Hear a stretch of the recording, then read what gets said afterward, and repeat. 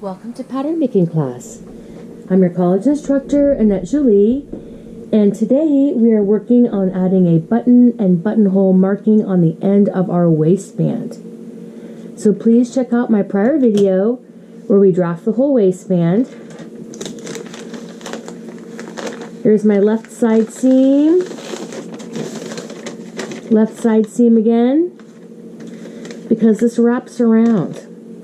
And when it wraps around, it's going to be folded in half.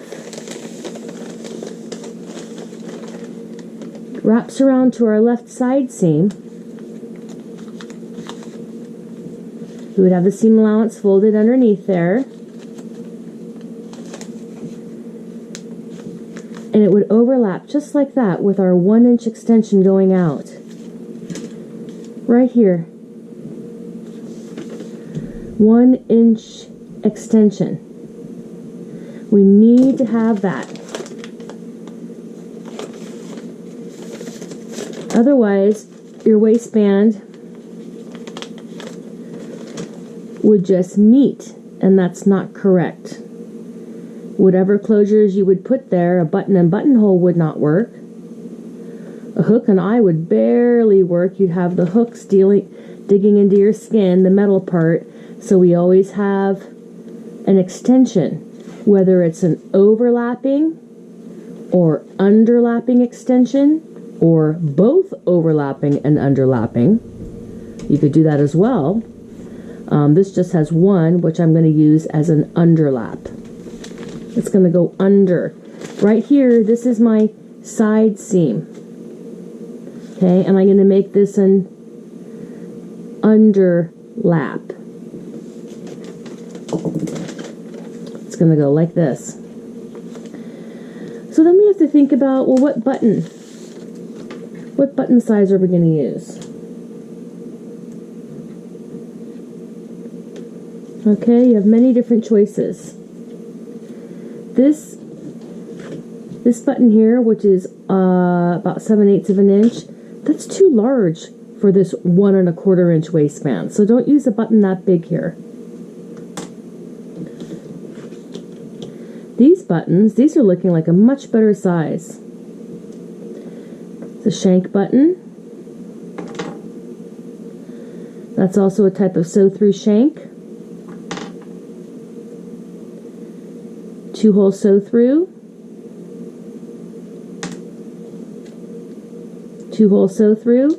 And then this one here, this is about 3/4 of an inch wide. That is perfect. Right? These sizes are perfect for this waistband. You still have a 1/4 on either side. Now, of course, whenever you have a fluted edge like this, it's a little bit hard on the buttonhole, but it sure is cute, these vintage buttons. So then we can think about, well, great, that would be where the buttonhole and the button, we would want that to sit.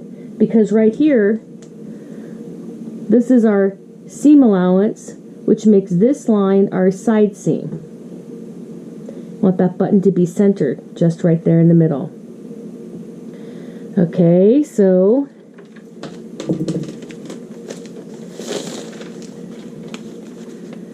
when you overlap this and put it like so, and you put that button on top there, what that means is we need the buttonhole on the top and the button underneath. Okay? Because we would have this underneath with the buttonhole, and the button would pop through.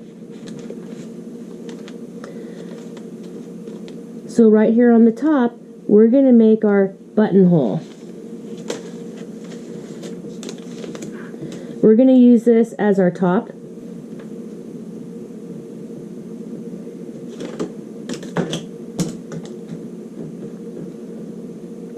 And remember, you want that centered.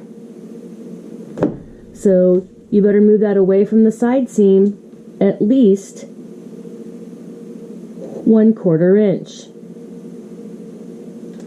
And you can find the center. So for this, since this is the 1 1/4, I'm going to go up 5/8 And this button, being 3/4 of an inch wide, I could make a buttonhole that is 7/8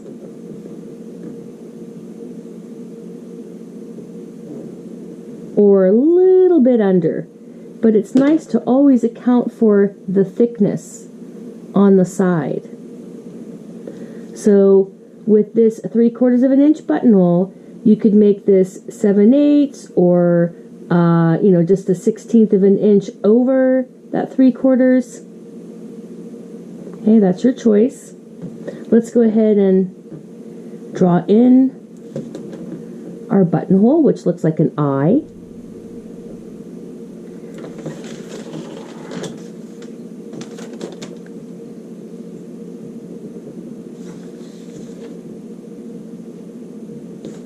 And this is our buttonhole. That's how we would mark it. And you would do the zigzag stitch. Bar stitch across the top, zigzag all the way down, bar stitch on the bottom, zigzag back up, and end with a little bar stitch. And then you would slit that open however wide you need to. Don't slit it too much. We made it a little bit bigger. Okay, now I happen to be working on my left side seam. This is my left. And this I'm going to use as the top. And then when we go to the other side here, this is still my left. But this is going to be the underlap. This goes under.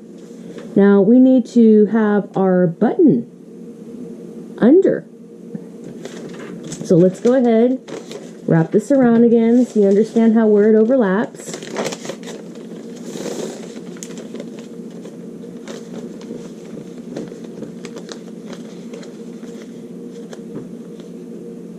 Overlapping just like that. There's that buttonhole. This is our center front of our waistband. There's the buttonhole. The button, you would like it to sit here. It's going to sit back a little bit just like that. Where we're going to go ahead and mark our button. We're going to go up that 5/8 of an inch, and we're going to go in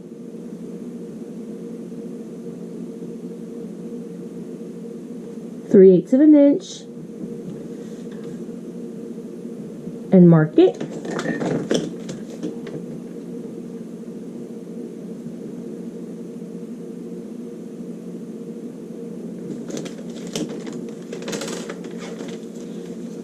So it's going to overlap. That button's going to sit right about just like that. And this is the end of our video. This is Annette Julie, and I look forward to you checking out one of my next videos.